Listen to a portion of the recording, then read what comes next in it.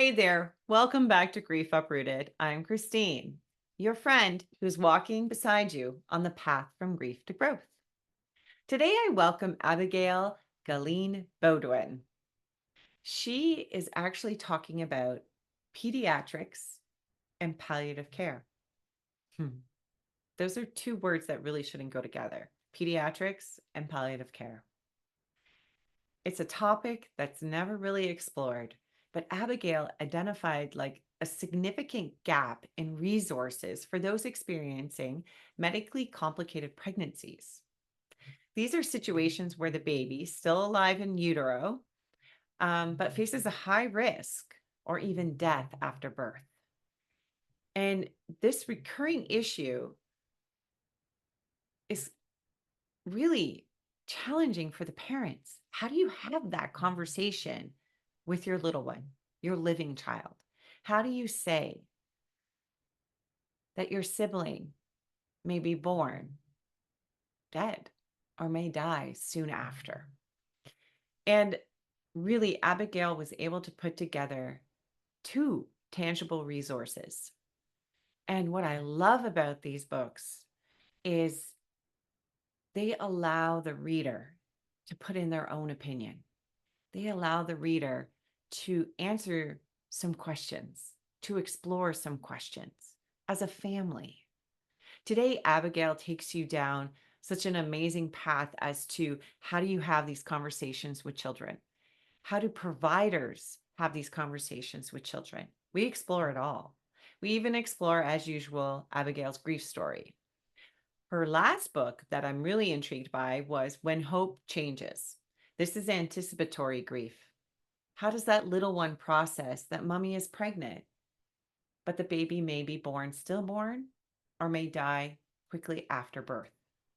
What are their little minds thinking?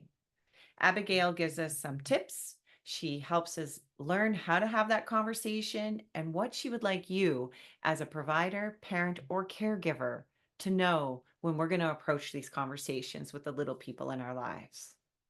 So thank you for joining me today. And I so thank you for all your likes, your support, Spotify, YouTube, TikTok, Facebook, LinkedIn, however you watch your podcast. I thank you so very much for tuning in. And it is with you and from your support that this podcast is still going. So thank you, thank you, thank you. So let's go meet Abigail. Take care, everybody. Welcome to Grief Uprooted, a podcast dedicated to sharing your grief stories.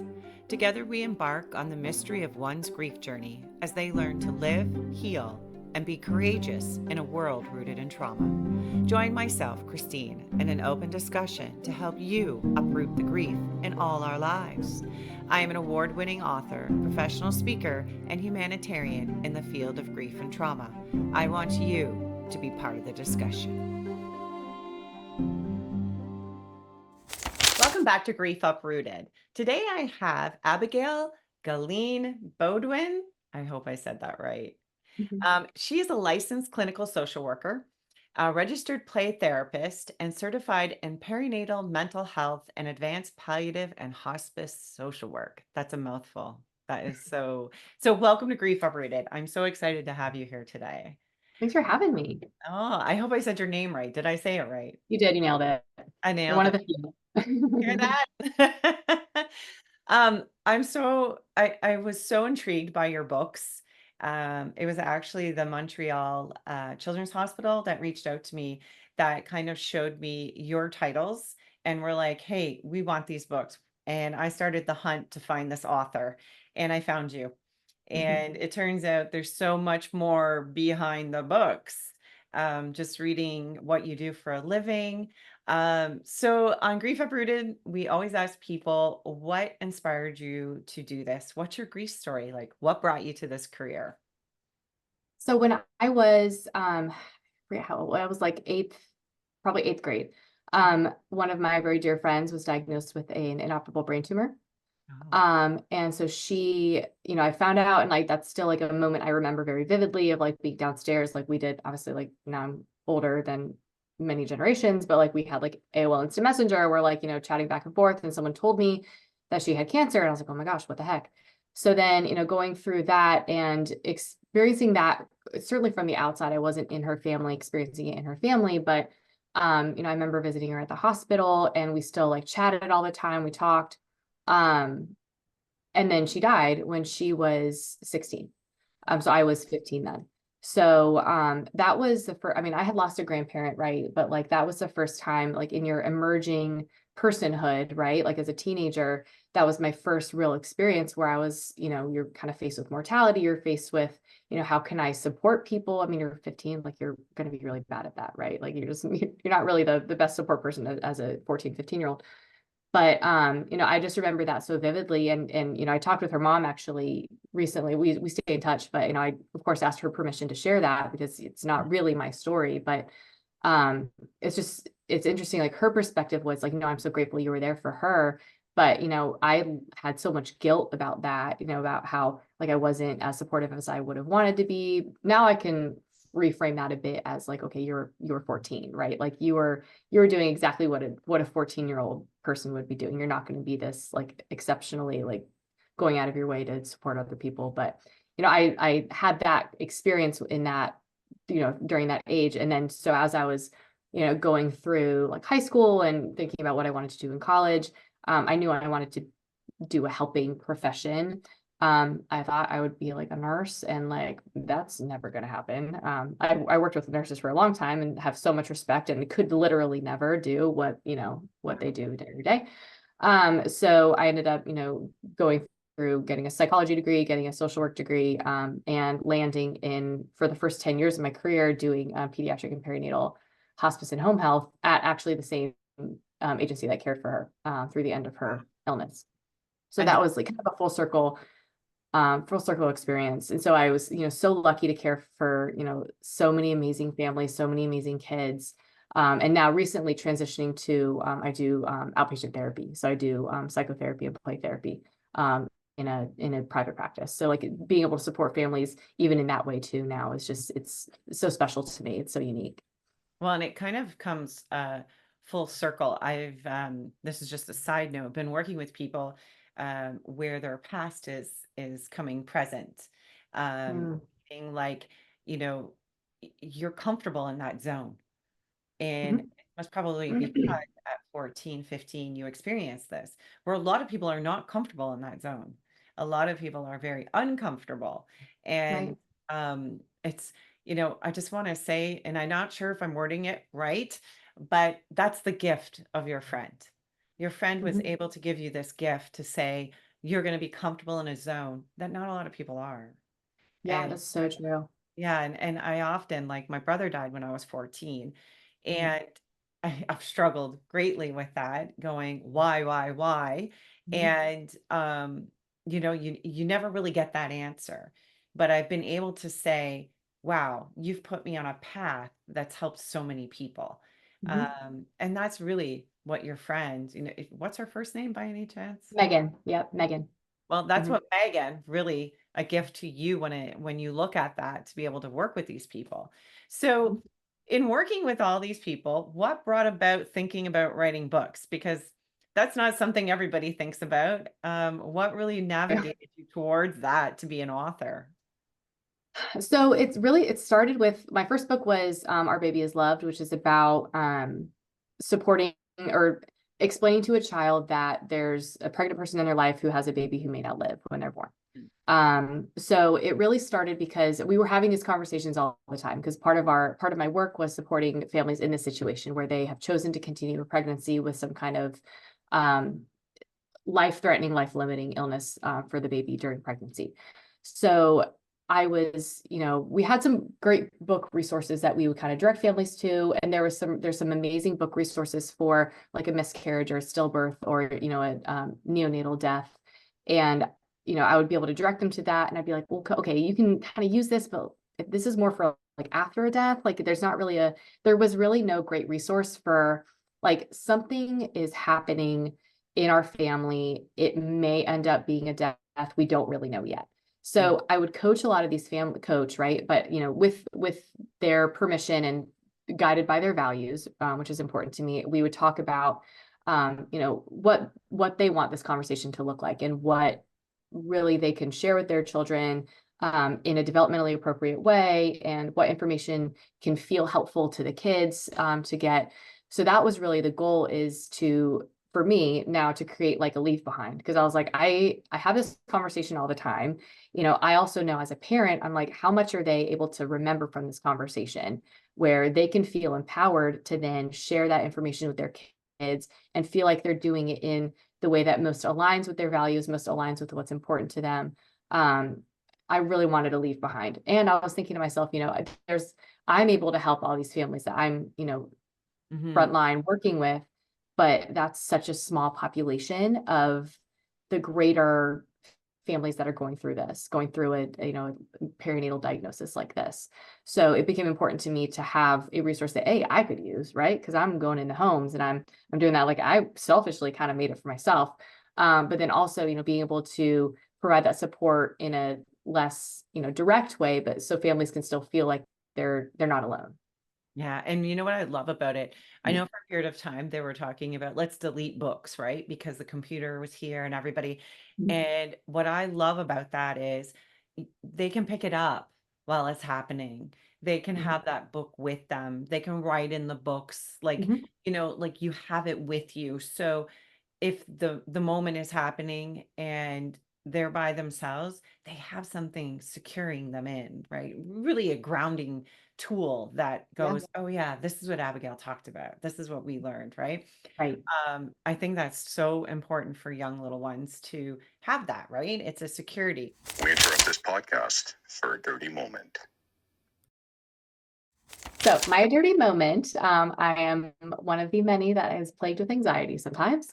When I find myself in that like spiral of worry and kind of rumination and all of those things, I have found that if I imagine that I have won the lottery, let's say 60 million, I feel like 60 million sticks in my head because that was a lottery in my area at one point in time. I don't know. And I have to parcel out what I would do with every dollar. Which, like, yeah, we could be like, oh, that's like not hard. Like, you're just gonna, but like, I don't know, it takes me a while to figure out like, how am I gonna, like, how much do I like owe on my mortgage? Or like, would I buy a new car? How much would that car be? Or like, how much would I give to the SPCA or, whatever, all these organizations, try to parcel out exactly. And that kind of helps to ground me, right? Because it's present focused. It's very much like, what am I doing right now? Have $60 million. And that kind of, it doesn't mask the anxiety, right? The goal is not to stop, but it's to kind of refocus your energy a bit. So that kind of helps to refocus my energy back. And then I get to like have this great fantasy that I'm then like a millionaire. So it's, kind of twofold. It's very helpful. So that's kind of, that helps me when I'm having that like kind of spiral. Your second book, which super intrigues me, because it's anticipatory grief, something Mhm. nobody talks about, and Nope. you just went head on for kids. And I was like, Yeah. wow, she's going to talk about the elephant in the room, and Yeah. you do it in such a great way. Well, thank you. But what I was curious about is just listening to a lot of parents who talk about this with anticipatory grief. They'll say, well, you know, what happens if after the death the child's anticipating the next death? and Mhm. and it's like, well, that's a totally different response. and Mhm. and your second book, um say the title of it because it's such a good. Yeah. When hope changes. Yeah, when hope changes. And you know I love that because you do have this hope for this amazing baby, an amazing sibling, and then it's completely changed. Mhm. And but you're also offering them something that, yeah, it's anticipatory, and sometimes that can get the better hold on you than the actual grief after somebody dies. Right. And I would hear that a lot from families where they would say, like and again, my population was just pediatrics, right? Like we only worked with kids, but so in a kid's lens, they're saying, this anticipation, it's almost harder not knowing when and what this will look like. The anticipation feels harder than the actual event, because then at least we know it's happened, right? So like then at least we know this is what it looked like. I can kind of process through that, but it's the anticipation and the unknowns that can feel so overwhelming, and bring up all of these things, like bring up all these, so we know about anticipatory grief that it really mirrors the grief experience, but there's like nowhere to put it in society, first of all, but also like in yourself, because it almost feels like you shouldn't be feeling it. You're like, okay, but they're still here. Like, I'm not grieving them. They're still physically here. Why am I feeling like this? Is this hastening this experience? Is this, is there some kind of karmic retribution that I'll experience because I'm feeling like this? Like, there's all these feelings that couple with the actual grief experience of depression, anxiety, worry, all of those things that are really normal. And I think you get mad at yourself. I know as an adult, you get mad at yourself. You're not supposed to do this. The person is still here. Right. But at the same token, you're like, but I'm hurting. And I think one of the things I was trying to ask is, how do you, because it's very hard to word this, but I know parents want to avoid the topic. They want to avoid talking about death. They want to avoid bringing it towards their children. And when I saw your book, When Hope Changes, I loved the title, because it is, we're hoping for something. And what happens afterwards, where somebody dies and then you're dealing with a child who's constantly thinking somebody else is going to die. And that's completely different than anticipatory grief. And that's kind of what I was, how do you decipher the differences between that, if you can? Because it's something I struggle with when people are coming to me and saying, well, if I introduce them to grief, then after their dad dies or after somebody dies, then they're constantly thinking, what happens if the next person dies? And that really isn't anticipatory grief. That's actually a fear. That's anxiety. Yeah. Right. And I think that really, of course, I think a lot of that anxiety for adults comes from our perception that kids are mini adults, right? So kids are just smaller versions of an adult, where they process things the same way adults do. They do all this stuff the way adults do, but just in a smaller version, where, a lot of the education I've given parents, families, whoever before is, kids don't have the context. So they don't have the context that we do. They don't have the context. I mean, we think about developmental level and understanding of death. Like, kids don't have a good understanding of even the permanence of it or any of that until they're like ±6, right? So like, that's a whole stage of their childhood that they just don't have a good concept for what death is in general. And then from there, they still don't have a great understanding for the intricacies of it until, closer to later adolescence and teenagerhood.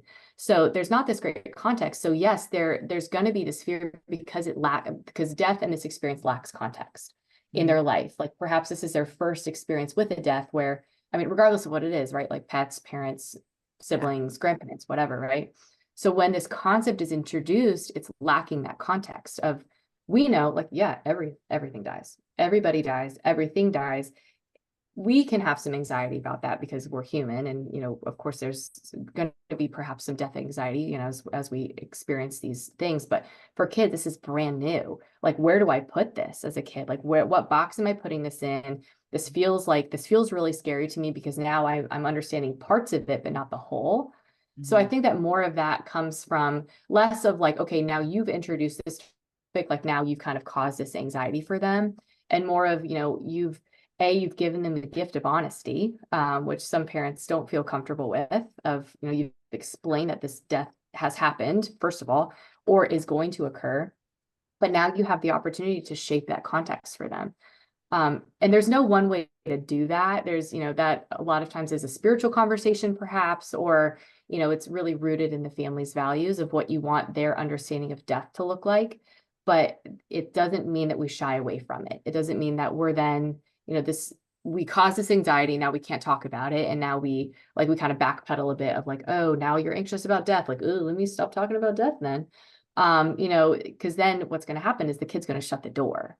Right? The kid's not going to come to you when there's anxiety and when there's fear and when there's all these feelings. So, finding a way to frame it and kind of fill in that context whenever you can, and explaining that, this death doesn't mean that every death is going to be the same, or every illness doesn't end in death. And that's why I think specificity is so important in explaining these experiences. I loved your answer there. Your answer was just so good, that we're projecting our thoughts and our patterns right on this little person, right? Like, you answered that perfectly for me, because that's what I was trying to get out, but I couldn't word it right. And I know a lot of parents I work with are like, I'm tongue tied, but that's exactly it. We're looking at the little person thinking they have everything we have in our heads and our experiences, when they don't.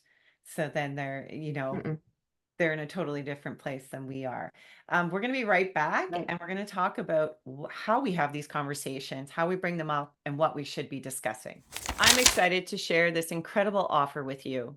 Abigail's books, Our Baby is Loved and When Hope Changes, are now available at robertspress.com with a 25% discount for you. If you're looking for bulk ordering for your hospital or hospice or any organization, just drop us an email and we'll have some special pricing. Thank you so very much for tuning in and supporting these amazing, powerful stories. All right. So, when we're going to have that major discussion with children about death and dying, like, are there some key areas we should really focus on or make sure that we get across? How do we even have this conversation? There is going to be a lot of variability from family to family. And as someone who did this as a provider, right, as a clinician, as a provider, I always tried to educate the people that I worked with, or, people that are also in a position similar to mine, that our wants, hopes, and needs for this conversation really should be family dependent. So it's really dependent on what's important to the family. So if I had a family coming to me and saying like, hey, Abby, we know that this is happening. We know that this is, or this is just causing us stress. We want our kid to know more about their sibling or about, this experience. Like, what do I say? My response was always, okay, tell me what's important to you that they know. What's important to you, because that doesn't mean what I think, right? Like, that doesn't mean what I think they should know. The word should is like my least favorite word if we're talking about clinical support, right? Because it doesn't matter what I think. That's me putting a judgment on what's important to the family. So, I would start with like, what's important to you that they share. Some like basic things that when I had a family that's like, well, I want them to know everything, or, that kind of answer. Yeah. I encourage families to be as honest as they feel comfortable.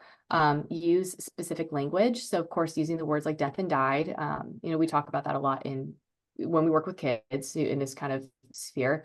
I always encourage to use the name of the diagnosis, because then that can help alleviate some of that generalization.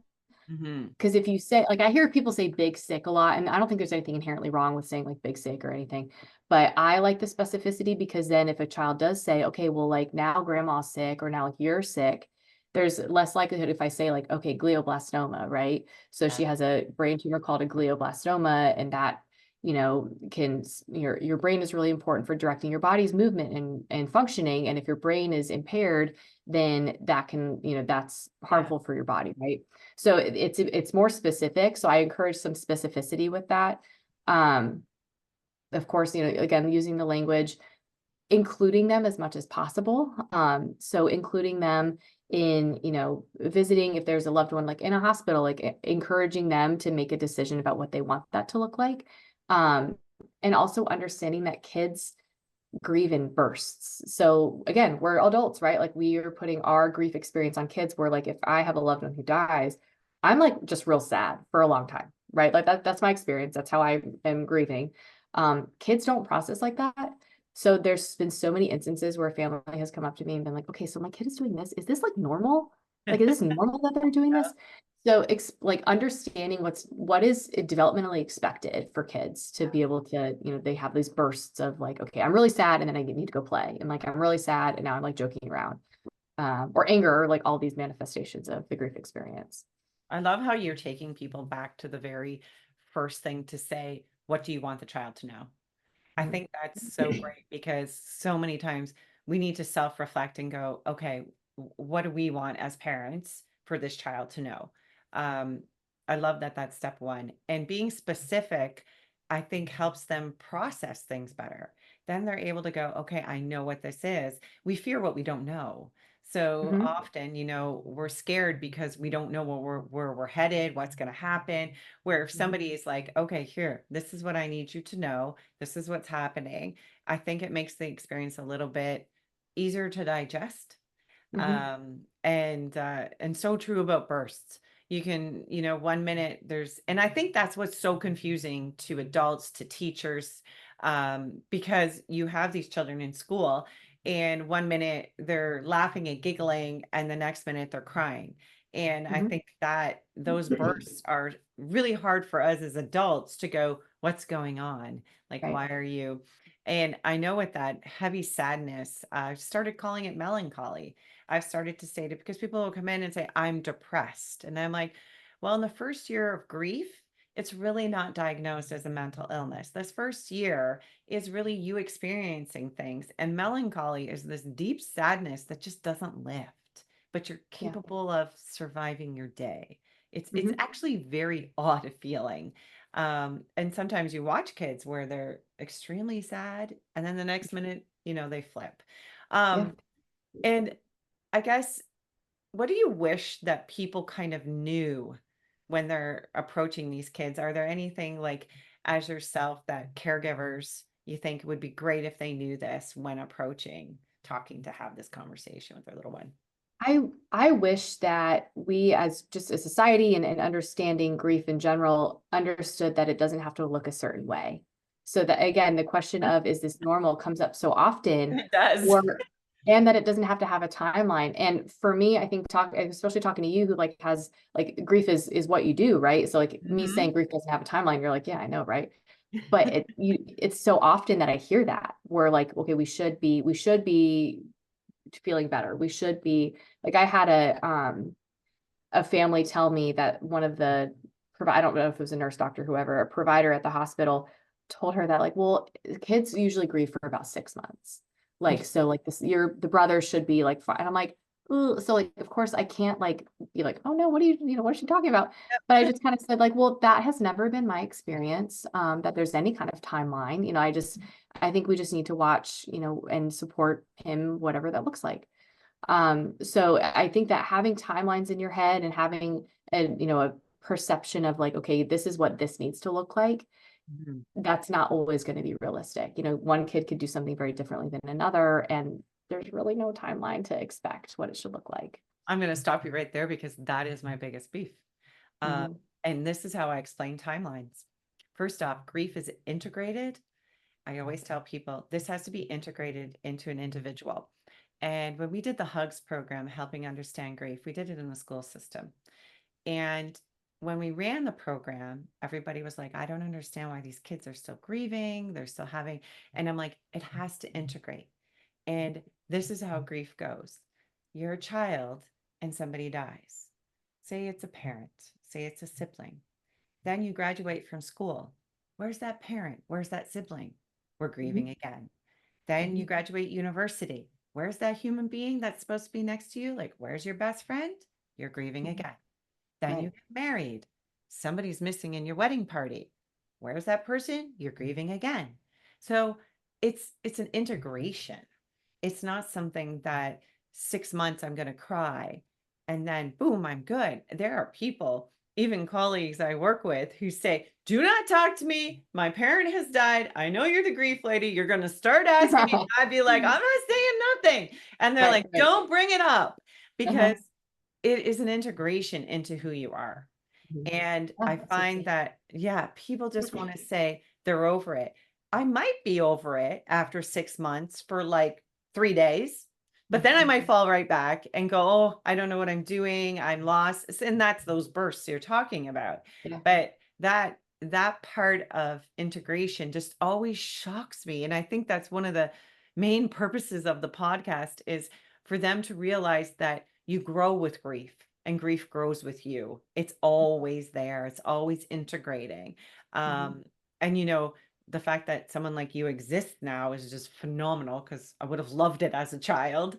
To have somebody to relate to talk to, or just gets me, right? When and is there anything else before I jump to talking about something else that they should know about besides that the fact that the integration and how we don't get over it before we head to the next question that I had for you? I don't Um, think so. no, you think we're good there? Yeah. Okay, because the next one I kind of wanted to dive into is the providers for this. Like, Mhm. and I guess I'm hesitant, I guess is a better word, because when we're talking about doctors and we're talking about nurses, and I'm just going to share some of my experiences. as a keynote speaker to medical doctors, I pulled out Play-Doh and they all just looked at me and went, mm-mm. And I'm like, uh-huh.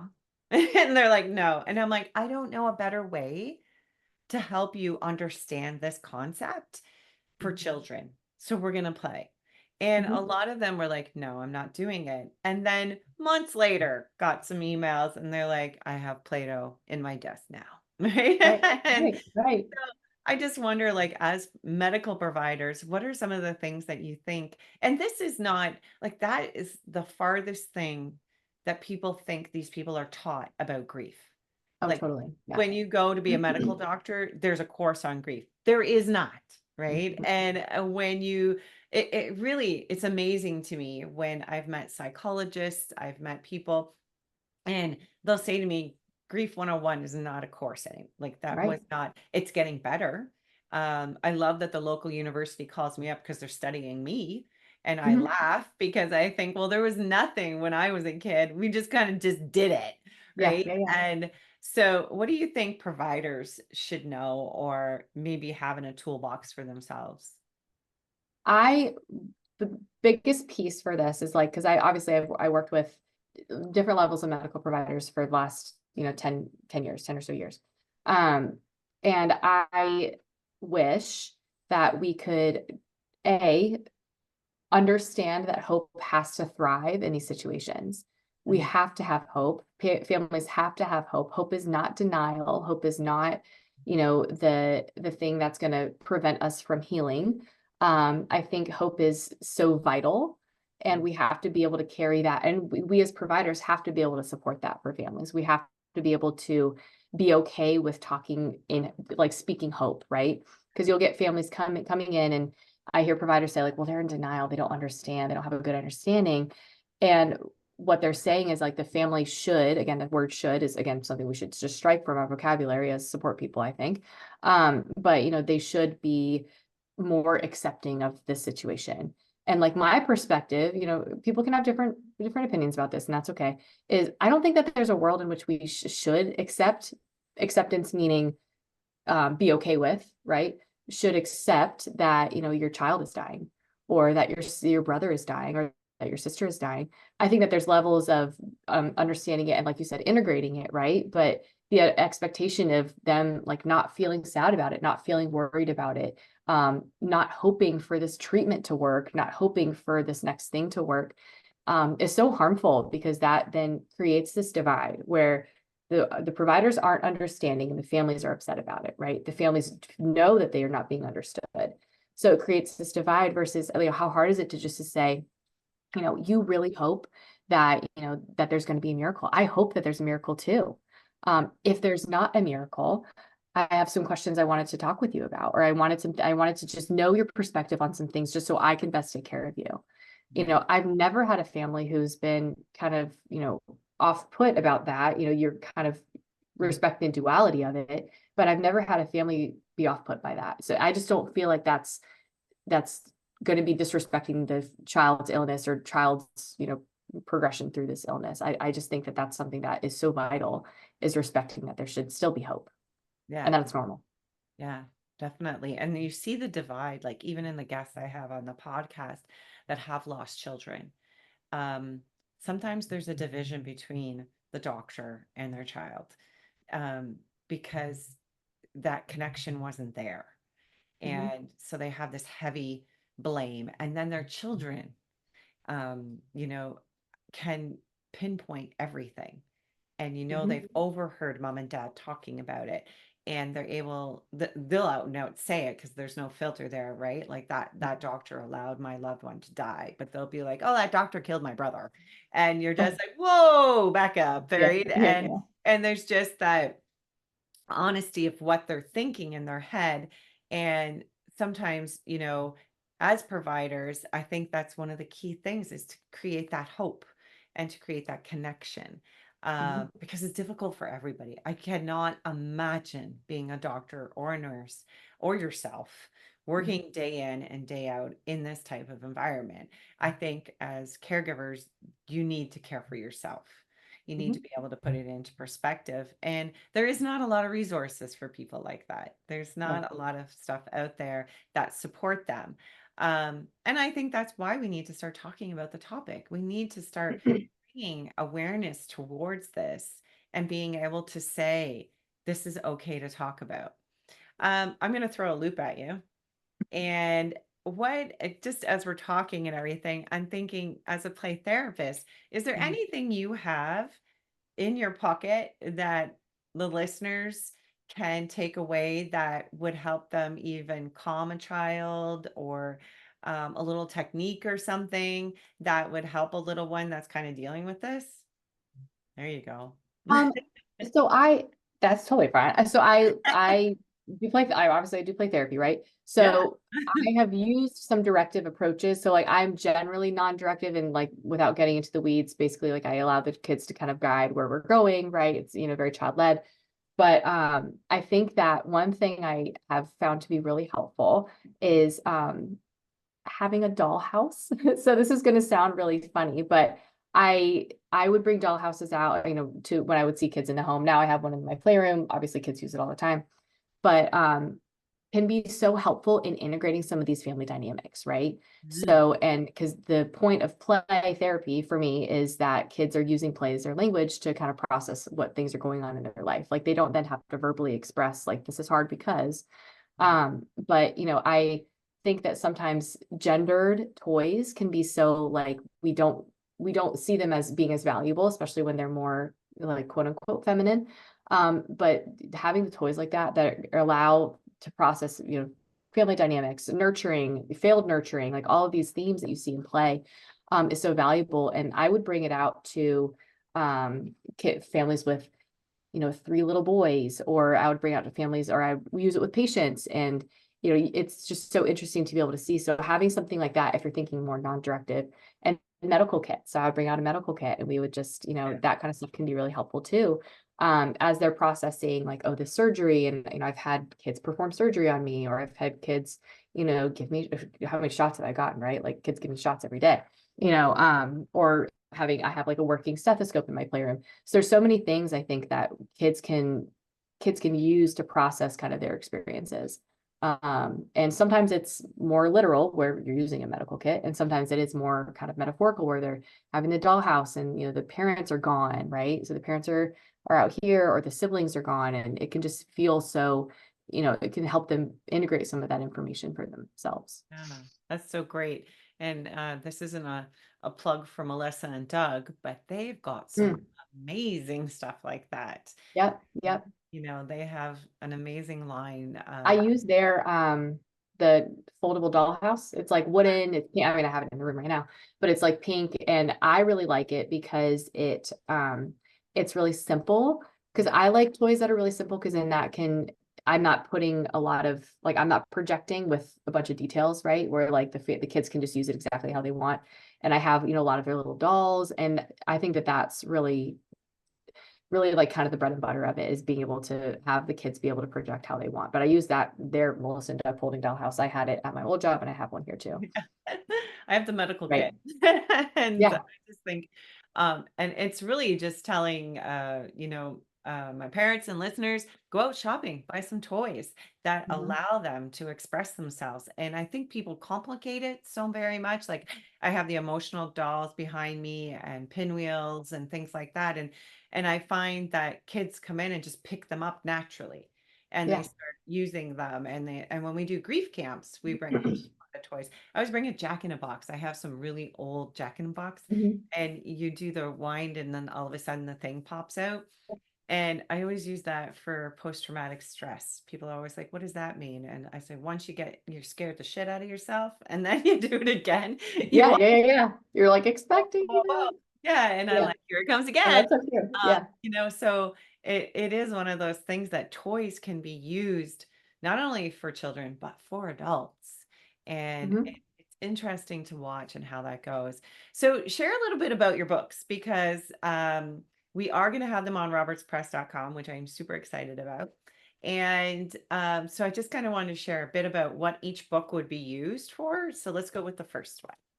So I can give a little. Show us the book. So it's great. So I have, Our Baby is Loved. It's a book, and what I've done in it is I've done like some blanks, so you can kind of fill in, and it has some direction, so it's not just like random blanks where you're like, I don't know what to say.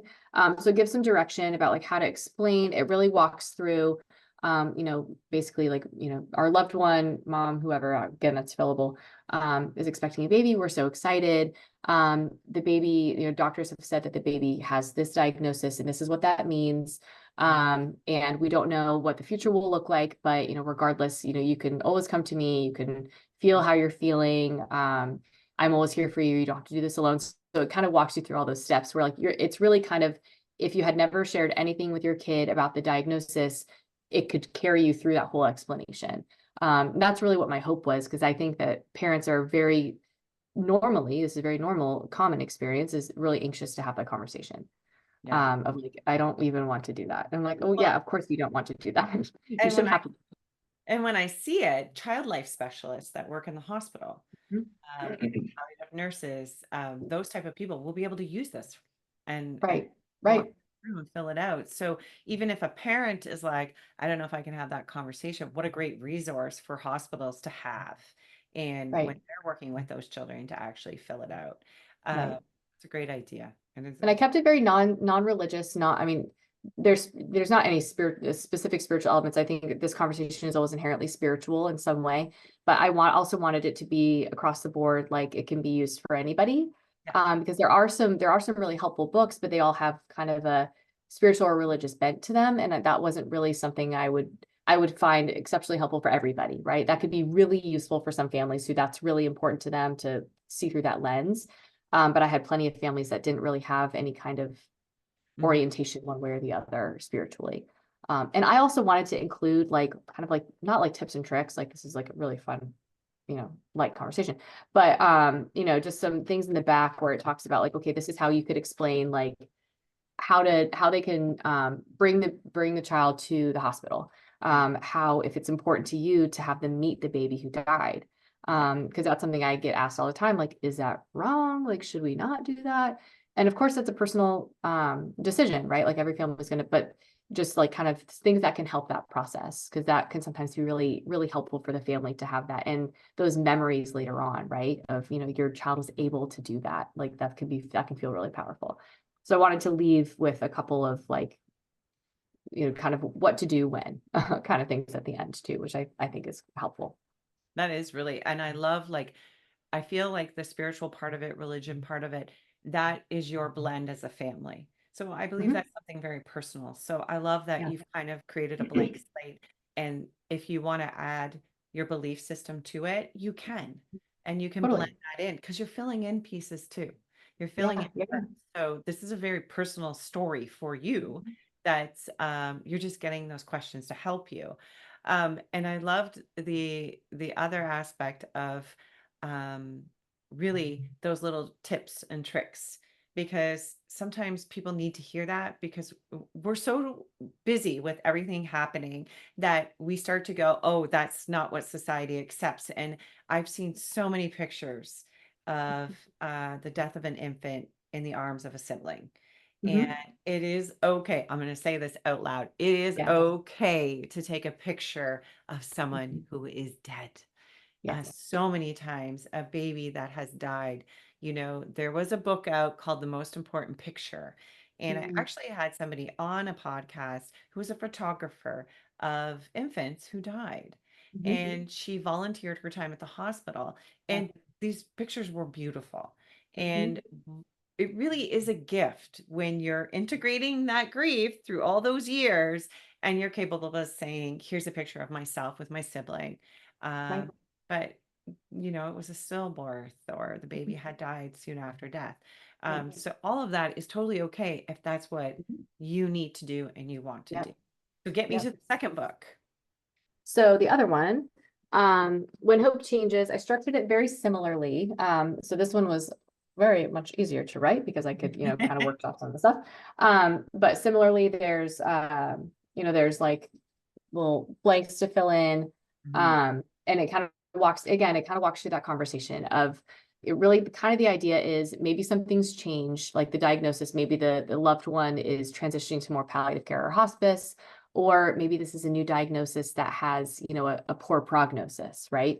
So, it kind of walks you through, this is our person, this is what we love about them, we love all of these things. This is what's changed, is like they now, you may have noticed that they're sick, and this is what, this is what we're kind of talking about. They go to the doctor a lot, and it kind of walks you through that conversation. So similarly, if you've kind of if you've kind of been met with that situation, it could carry through that whole conversation of, okay, how am I going to talk to my kid about the fact that, their loved one is going to die, or their loved one is dying, and what that could look like. So it's, a little bit different because it's more, the first one is more like, we don't know what's going to happen. Like it's probably going to be, we don't really know, because, obviously diagnosing in utero can be a little bit, hit or miss sometimes, but, holding that hope in a different way. But this is really like, now we're hoping that, our hope has changed from, maybe we're not hoping that they're going to get better. We're hoping that we're going to have time, and they're going to be comfortable, and we're going to be able to tell them how much we love them. So it just is that shift. So it kind of can explain that shift a little bit, which I would find to be good. And I love how you're using the word hope with the anticipatory grief too, because I think people take that away. They think, oh, they're going to know too much. They're going to get sad. But really, children by far the most resilient.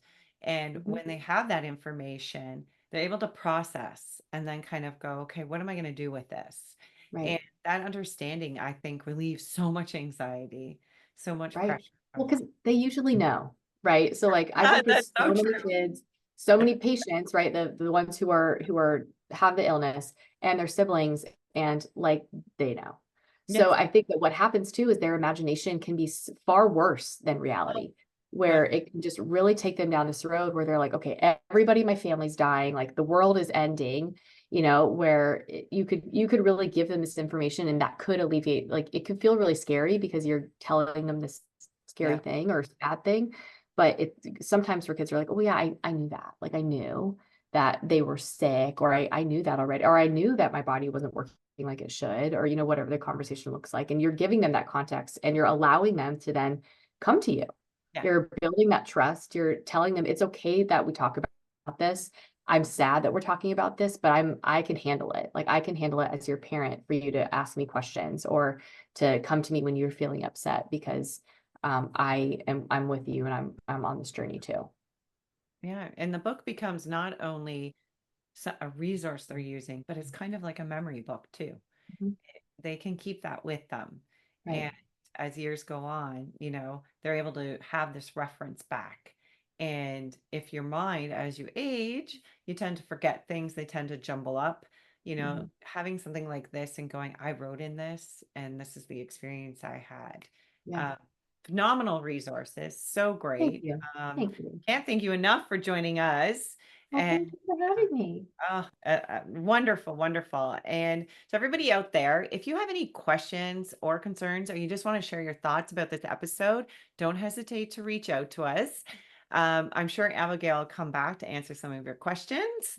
And as usual, thank you for tuning in, because it is only together that we will heal, and it is only together we grieve. Take care, everybody. Bye. Grief Uprooted professional grief and empowerment coaching are not to be used as a substitute for professional advice by legal, medical, financial, business, spiritual, or other qualified professionals. All our products and services are designed for grief empowerment through learning and sharing of one's lived experiences.